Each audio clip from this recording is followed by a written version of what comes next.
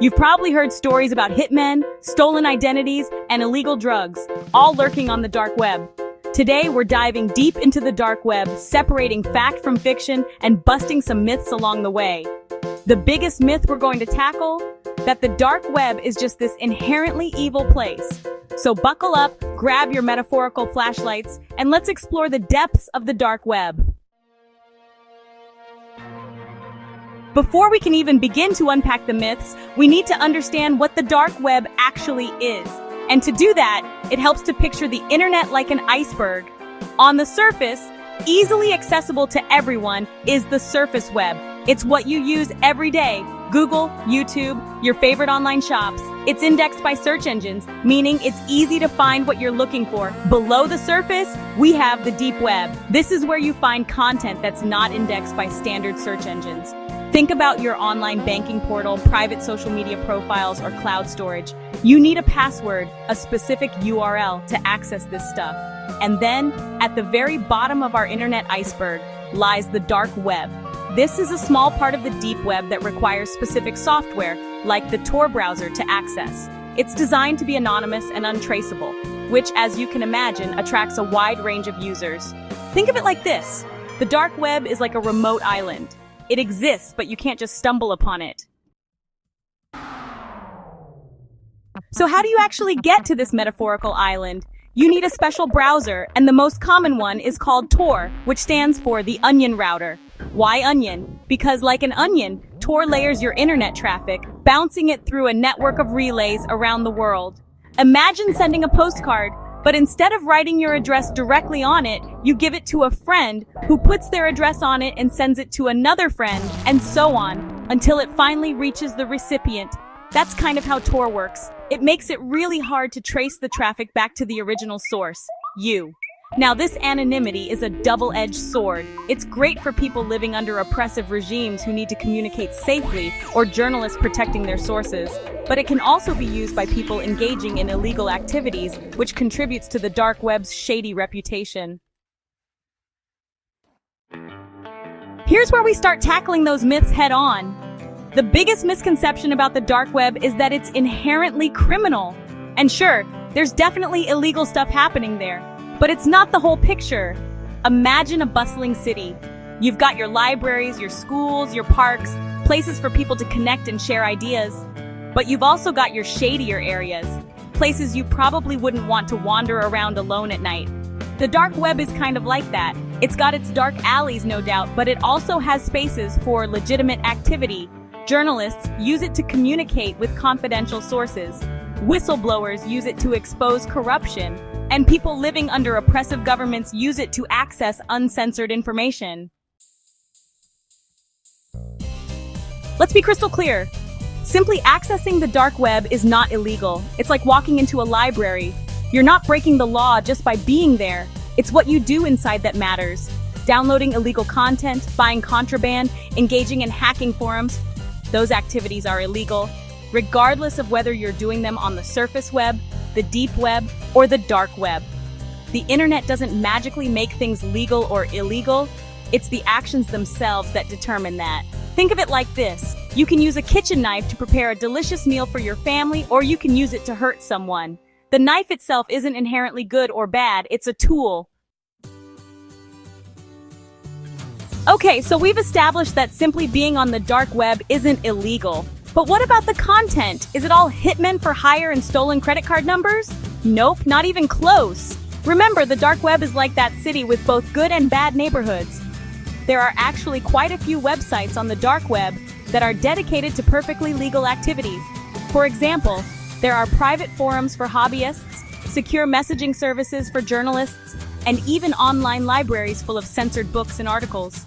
These platforms exist because they offer something that the surface web can't always provide: privacy and anonymity. Sometimes that anonymity is essential for safety, like for activists living under authoritarian regimes. Other times it's about protecting sensitive information like medical records or financial data. This is a big one. You can't just stumble onto the dark web while you're browsing for cat videos or shopping for shoes. It's not like clicking the wrong link suddenly transports you to some digital underworld. Remember, Accessing the dark web requires specific software, like the Tor browser, which you have to download and install intentionally. And even with Tor, you can't just type in a regular web address. Dark websites use a different domain system, and you usually need a specific link or directory to find them. Think of it like this. You can't accidentally teleport to a remote island while you're strolling through your neighborhood park. You need a map, a boat, and a plan. Okay, this one has a bit of a caveat. Yes, the dark web can be a risky place, but simply being on the dark web doesn't mean you'll instantly be bombarded with viruses and hackers. It's like visiting a foreign country. Yes, there might be dangers, but if you're careful, you can have a safe and interesting trip. The same goes for the dark web. If you're using a reputable VPN, practicing good Tor hygiene, like not revealing personal information, and generally being cautious, then the risks are significantly lower. The real danger on the dark web comes from falling for scams, downloading malware, or engaging in illegal activities that attract unwanted attention. Let's address the elephant in the room, or in this case, the myth that seems to dominate every conversation about the dark web, hitmen, red rooms, and other horrific tales that fuel nightmares. Here's the thing.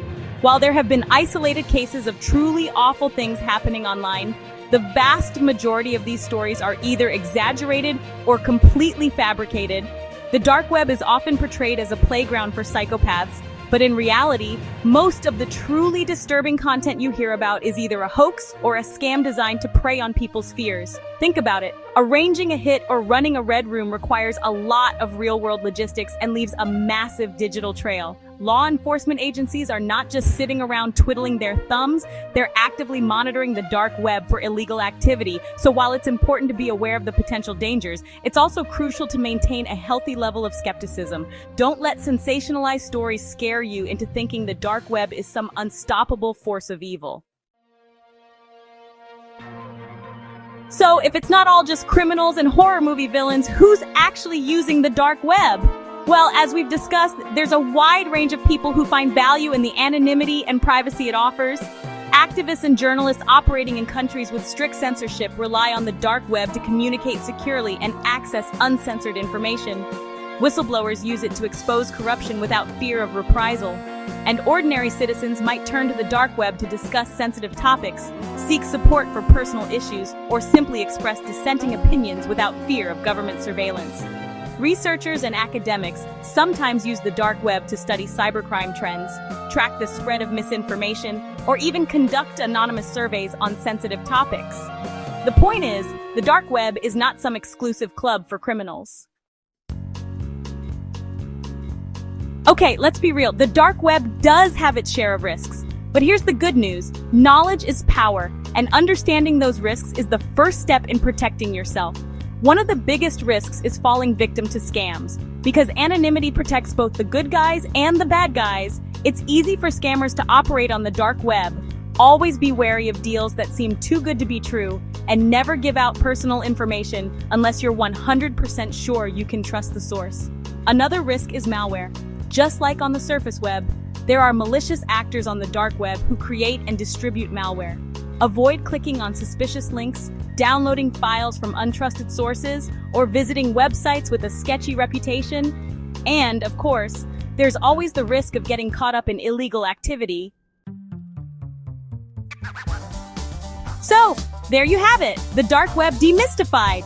The biggest myth? That the dark web is a mysterious place only criminals use. The truth? It's a tool. How it's used is what matters. Just like a hammer can build a house or break a window, the dark web can be a force for good or bad, depending on the user. Want to learn more about staying safe online? Subscribe and hit the bell for weekly cybersecurity truth bombs. And drop a comment. What's a dark web myth you've heard? Let's keep the conversation going.